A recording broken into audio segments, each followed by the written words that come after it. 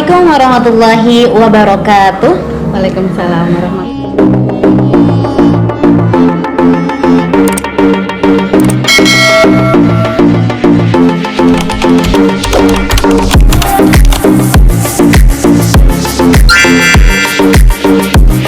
Assalamualaikum Bunda. Saya ingin menyapa sahabat beriman. Semoga kita semua sehat selalu dan selamat datang kami ucapkan. Dan hari ini saya ingin berdiskusi mengenai praktisi perawatan jenazah, dan di mana kita semua selaku umat Islam wajib kita mengetahui bagaimana perawatan jenazah itu sendiri. Dan kami di sini mengundang Bunda Haja Iva untuk membahas mengenai perawatan jenazah. Dan di sini Bunda, saya ingin sekali mengetahui tentang perawatan jenazah, dan Bunda, apa sih motivasinya Bunda terjun ke praktisi perawatan jenazah itu sendiri? Mungkin Bunda bisa menjelaskan. Silakan Bunda. Baik, terima kasih Kak Jannah sudah membersamai pada hari ini. Alhamdulillah, pada podcast kita hari ini akan mengupas tuntas tentang apa sih perawatan jenazah. Iya. Dan mungkin ada satu kalimat pertanyaan yang sering sekali dilontarkan oleh banyak orang. Sejak kapan Bunda Iva itu sudah terjun di kegiatan untuk merawat jenazah? Alhamdulillahirrabbilalamin, saya sendiri juga dengan naluri atau kata hati untuk bisa menjadi seorang perawat jenazah seperti ini mungkin butuh waktu dan tidak gampang ya. Jadi kalau boleh saya bercerita kisah atau pada saat awal pertama kali saya terjun di dunia merawat jenazah itu sudah saya lakukan sejak kecil, yaitu khususnya waktu usia SD. Awal kisahnya yaitu ketika ada tetangga dan sekaligus dia adalah kakak kelas saya di waktu SD, dan ini juga kisah ini sudah saya tuangkan dalam buku saya yaitu dengan judul Cinta Jenazah. Mudah-mudahan di tahun depan ini selesai ya, karena Allah, amin. memang banyak terkendala waktu dan kesibukan. Nah, di sana saya kisahkan ketika itu kalau tidak salah saya kelas 3 atau kelas 4. Sedangkan kakak kelas saya itu kelas 6 SD. Kelas 6 dia sakit, ya jatuh sakit, demam berdarah kalau tidak salah, dan tipes ya. Baru 6 hari ternyata Allah ambil, meninggal dunia. Nah, itu diumumkan ketika kita sedang bersekolah. Jadi pulang sekolah kami berduyun-duyun ya, berbondong-bondong datang ke rumah kakak kelas itu, dan ketika ambulan datang mengiringi jenazah ya, membawa jenazah begitu, anak-anak kecil otomatis takut ya. Nah, di sana entah saya timbul keberanian sendiri begitu. Lalu saya digandeng oleh nenek. Ini memori ya, mengulang memori masa lalu, sehingga apa yang saya rekam sampai sekarang masih bisa saya ceritakan. Nah, ketika itu banyak anak-anak kecil yang memang disuruh pergi oleh semua orang tua, karena memang pada saat itu kita akan merawat jenazah. Ya, hanya saya yang tetap istilahnya berani, tetap menggandeng tangan nenek saya untuk ikut merawat jenazah, dan tidak ada ketakutan sama sekali. Kalau yang lain mungkin takut ya, itu jenazah. Mungkin juga ada satu hal nih, tip dan trik oleh bunda-bunda sekalian, ketika kita memberikan edukasi kepada anak-anak tentang jenazah, jangan sekali-kali ditakut-takuti. Nah, ini ilmu juga ya. Jadi itu yang saya dapatkan oleh ibu dan nenek saya tidak ditakut-takuti. Kalau yang lain kan, jangan dekat-dekat, itu jenazah, itu mayat dan lain sebagainya. Oh ya Bunda, pas masa ini kan Bunda menceritakan mulai sudah melihat, udah dilatih dari masa kecil. Masa kecilnya itu sudah dilatih untuk melihat, berinteraksi juga, melihat dan jenazah, memegang bahkan begitu. Apa masa itu Bunda nggak berpikir bahwa ini bermanfaat nggak untuk kedepannya, atau mungkin sudah menerap menerapkan untuk bahwa ini adalah penting masa yang akan datang, masa bunda praktik. Karena seusia itu ya mungkin tidak sampai ke sana ya jalan pikiran saya. Cuman saya ada rasa penasaran. Ini kan kakak kelas saya, terus tetangga saya yang setiap harinya kita sering bermain jual-jualan layaknya anak-anak seusia kami kan. Jadi pikiran saya ada rasa sedih pasti, rasa kehilangan pasti. Cuma pikiran saya saat itu adalah ya Allah, ternyata ini bukan mimpi, beliau sudah dipanggil Allah duluan begitu. Sehingga pada saat masuk ruangan bilik untuk memandikan itu saya ikut begitu. Jadi masih terngiang-ngiang memori saat itu. Bahkan banyak orang yang juga menyuruh saya pergi, hei anak kecil nggak usah ikut. Tapi karena nenek saya bilang nggak apa-apa, dia biar sama saya. Ya akhirnya saya ikut serta, tetapi saya tidak ikut memandikan dan lain sebagainya. Cuma saya melihat. Berarti hanya melihat terus. Ya betul. Pas melihat Nggak dewasa sampai ke bisa dikafani dan lain sebagainya. Tidak. Akhirnya mungkin melekat ya, melekat dan tidak ada rasa takut waktu itu. Sehingga hal itu terus menerus sampai remaja, sampai ketika sudah hijrah di Bali dan alhamdulillah sudah terjun di masyarakat pada usia yang masih terbilang muda ya, usia 25-an. Waktu itu sudah terbiasa untuk merawat jenazah karena seperti yang kita ketahui bersama, ibu-ibu muda, remaja, putri dan lain sebagainya otomatis dia tidak ambil bagian dalam hal perawatan jenazah. Nah, ini yang saya ingin gaungkan, yang saya ingin ajak ya, bahwasanya ada sisi lain dakwah kita. Karena kalau dakwah, berbicara dakwah untuk wanita itu hanya terbatas ya dakwah ceramah, itu saja kan. Beda dengan laki-laki yang jalur dakwahnya itu luas, bisa menjadi imam, bisa menjadi muazin, bisa menjadi khotib dan lain sebagainya ya, di luar juga menjadi penceramah begitu. Tapi memang pondasinya sejak kecil. Jadi untuk itu setelah itu Bunda emang benar menindaklanjuti seperti yang apa yang saya lihat. Bunda kan pergi kemana-mana bahkan sampai ke luar negeri nih. Kemarin saya lihat di sosial media pemirsa, saya lihat Bunda Haja ini sampai ke Singapura ya, sampai Singapura, Malaysia. Jadi sebelum terjun ke dunia praktisi jenazah ini, Bunda memang apa sebelumnya Bunda mendalami ilmu atau menggali ilmu atau kuliah mengambil jurusan itu gimana? Baik, sebenarnya semua itu mengalir apa adanya ya, mengalir seperti air saja. Awalnya sejak saya tinggal di Bali, nah ini ada kisah juga. Alhamdulillah saya diterima baik oleh Bude Poko ya. Bude Poko itu adalah tokoh masyarakat praktisi jenazah juga. Beliau sudah sepuh. Terima kasih Bude, ini ucapan terima kasih khusus buat Bude karena dengan beliau orangnya tegas dan beliau membuka jalan saya untuk bisa di jalur ini. Karena tidak sembarangan ya perawat jenazah yang memang mau terjun di dunia ini. Karena kita harus benar-benar sehat jasmani dan rohani, kuat dan tatak itu berani ya. Karena keberanian itu penting. Karena kalau seandainya kita ada rasa takut untuk merawat jenazah, itu yang dikhawatirkan tidak terpenuhi hal-hal yang memang wajib dimiliki oleh perawat jenazah. Nah, akhirnya di usia sudah berkeluarga di Bali ya memang masih terbilang muda. Karena apa? Coba kita lihat di seluruh daerah ya di Indonesia baik di luar negeri, saya yakin perawat-perawat jenazah itu jarang banget yang muda-muda.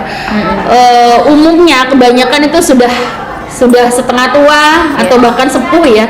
Bisa kita cek, bisa dilihat dia di daerah-daerahnya pasti usianya sudah mbah-mbah, nenek-nenek. Kalaupun enggak ya mungkin setengah tua lah, antara 40 tahun ke atas. Nah, saat itu saya diberikan peluang yang besar untuk ikut bergabung dan akhirnya saya terus belajar menggali ilmu baik otodidak maupun jam terbang saya, yaitu praktek langsung ketika ada kematian dan sampai saat ini. Sehingga Kalau dibilang Masya Allah ya, menarik nih pemirsa, menarik Iya. banget. Jadi Bunda, maaf saya memotong pembahasannya di sini kan. Berarti sudah berapa lama Bunda terjun ke dunia praktis ini perawatan jenazah nih? kalau terjunnya sudah lama seperti Ya, yang sudah saya lama ceritakan ya. yang Ya, tadi, lama dan ya.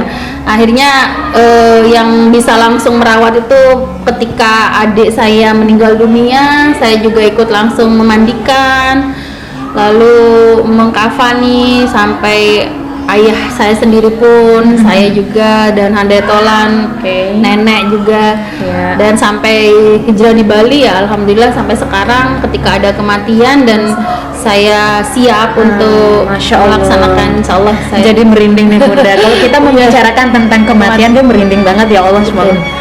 Oke Bunda, selama Bunda terjun ke dunia perawatan jenazah, ada nggak hal-hal aneh yang mungkin kita kan selalu ngebayang-bayang kalau ada orang yang meninggal dunia terus kita memandikan, mengafani, bahkan sampai datang. Ada nggak hal-hal yang aneh yang mungkin Bunda temuin selama melakukan perawatan jenazah? Iya. Nah itu dia Ini yang karena mungkin dari Iya, baik, itu baik. yang Menarik banget, ya. karena itu yang kita takutkan, terutama nih saya nih. Iya. Padahal emang itu harus wajib ya, muslim atau muslimah itu wajib kita apa namanya, rukun kifayah ya, rukun kifayah memang wajib. jadi kita harus seharusnya, tapi terlalu ada yang muncul ya pertanyaan-pertanyaan Beberapa hal ya. seperti itu salah Baik, satunya ini itu. pertanyaan yang sering saya dapatkan ya, sering sekali di seluruh daerah ya kalau saya diundang untuk memberikan workshop perawatan jenazah dari ujung Indonesia sampai ke ujung lagi, pertanyaannya sama, Bun, pernah nggak terngiang-ngiang atau dimimpi-mimpikan atau dilihat-lihatin ya? Alhamdulillah sampai saat ini belum pernah, dan doakan saja mudah-mudahan tidak pernah sama sekali ya Mbak ya. Mudah-mudahan semuanya itu kembali kepada Allah. Niat kita juga lillahi ta'ala, benar-benar mau merawat jenazah. Jadi ada adab sopan santun kita terhadap jenazah. Ketika kita mau memandikan jenazah, ketika kita mulai dari awal kita mengukur sebelum kita dimandikan untuk mengukur kain kafannya dan lain sebagainya, kita pamit dulu, permisi dulu terhadap keluarganya, kita mintakan nama lengkap dan bintinya. Lalu ketika mau memandikan kita berniat dan kita permisi dulu, Bu, begitu kan, atau siapa ya, si fulana, permisi, insya Allah kami semua tim ini akan memandikan, merawat jenazah almarhumah ini ya. Jadi kami permisi, bismillah, begitu. Jadi istilahnya kita kan tidak ada niatan jahat, malah kita mau membantu, dan alhamdulillah sampai sejauh ini, sampai saat ini kami dilindungi sama Allah, dan mudah-mudahan untuk seterusnya akan dilindungi oleh Allah. Amin, Allah. Tidak ditampak-tampakkan hal-hal yang aneh. Oke. Mungkin saya sering berseloroh nih, bercanda. Mungkin kalaupun ditampakkan, mungkin beliau-beliaunya mau bilang terima kasih Bunda Ima sudah merawat saya. Sebentar, ini pengalaman saya ya, salah satu pengalaman saya. Kan pernah ada yang meninggal, ini saya dari Lombok ya, sahabat-sahabat beriman, karena seringkali juga, tapi ada rada-rada takut, seringkali ketika kita membantu untuk ngambilin air terus nyiramin air, yang biasanya kan tertutup matanya, bukan tertutup, terus tiba-tiba pas di langsung mulai gini loh Bu. Jadi kalau misalkan Bunda nggak bisa nemuin kayak gitu, seperti kayak gimana Enggak, tanggapannya? alhamdulillah nggak pernah, nggak gitu. pernah mengalami hal-hal yang aneh. Alhamdulillah hingga saat ini saya pribadi tidak pernah mengalami hal-hal yang aneh, dan jenazah-jenazah yang saya rawat itu mulai dari 0 hari ya, mulai dari bayi yang baru lahir sampai usia sudah Alhamdulillah.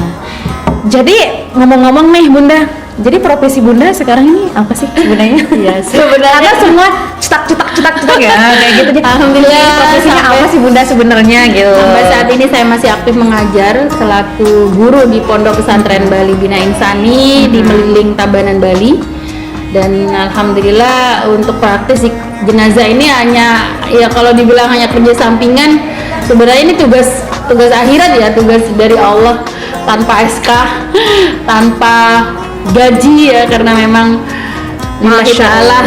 Nanti ganjarannya di akhirat. Amin, ya, tabungan. amin. Ada ilmu yang paling mudah sedekah yang paling mudah itu adalah ilmu yang ikhlas Amin, diamalkan. amin. Tabungan akhirat itu. Karena mungkin niat saya itu dalam hal ini ingin mensyiarkan kepada semua.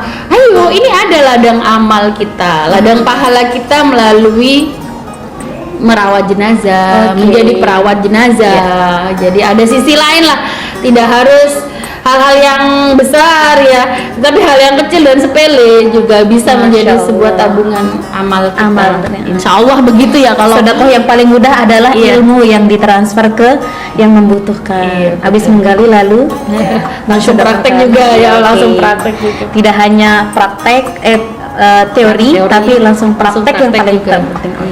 Karena ketika kita sudah siap menjadi praktisi perawat jenazah, itu kita juga harus siap 24 jam, Mbak. Jadi ketika ada orang yang meninggal, kita nggak tahu waktu, nggak harus nanti tunggu jam 7 pagi. Tidak, kalau mamanya ada yang meninggal jam 10 malam, jam 12 malam, ya kita harus siap digedor. Bun, terus tolong Bun, gitu. Sehat selalu Bunda ya, Masya Allah. Usia Bunda sekarang berapa? Masih senang ya, masih senang mengamalkan ilmu. 45 tahun menjelang 46 tahun. 46 tahun, ya, wow. Tapi masih kelihatan Bunda, kelihatan muda karena mungkin salah satu orang yang menuntut dan mengamalkan ilmu adalah muda ya. Amin. Oke Bunda, terima kasih sharingnya pada pagi hari ini, dan saya ucapkan kepada sahabat beriman yang di luar maupun di sini maupun di sana maupun di mana-mana, kita akan tetap sharing bersama. Insya Allah kita akan tetap sharing bersama Bunda Hajah Iva, dan kita akan menggali lebih dalam ini tentang jenazah. Baik, ini hanya sekedar sharing, akan tetapi selanjutnya insya Allah kita akan mengadakan teori-teori sebelum praktik ya Bunda ya. Jadi kita harus mempelajari lebih dalam lagi tentang perawatan jenazah ini ya Bunda ya. Dan saya juga ada hal yang nantinya ingin ditanyakan, bisa melalui kolom komentar. Silahkan apa saja yang ingin kami bicarakan, nanti kami tampilkan. Karena masih banyak ya, banyak part atau bagian-bagian yang harus kita ceritakan. Betul. Umumnya ya tentang bagaimana merawat jenazah. Apa itu jenazah? Ya, terus mungkin juga ada beberapa hal yang mungkin agak menarik juga. Karena kan kondisi jenazah itu semuanya tidak sama ya. Iya, betul. Ya. Tetapi kita berharapnya yang jenazah yang normal-normal atau wajar-wajar saja ketika meninggal dunia. Namun di luar itu pasti ada beberapa kondisi-kondisi jenazah yang memang membutuhkan waktu, membutuhkan tenaga yang lebih ya. Atau mungkin juga Mbak Jana akan bertanya gimana Bu kalau kondisi jenazah pembunuhan, jenazah COVID ya, atau yang lain lah, yang hal-hal yang memang kejadian luar biasa. Dan juga mungkin ada pertanyaan juga durasi atau berapa lama saat merawat jenazah, mulai dari memandikan, mengkafani, begitu kan. Nanti kita bahas di part berikutnya insya Allah. Oke, terima kasih Bunda untuk kesempatan waktu hari ini dan sama-sama. Nah, itu dia sahabat beriman, diskusi kita hari ini bersama Ustazah Bunda Hajah Alifah. Jangan lupa komen, like, and subscribe di channel kami Transfer Ilmu dan Dinda Prabu Update. Dan saya atas nama Bayi Jannah mengucapkan sekian terima kasih. Wassalamualaikum warahmatullahi wabarakatuh.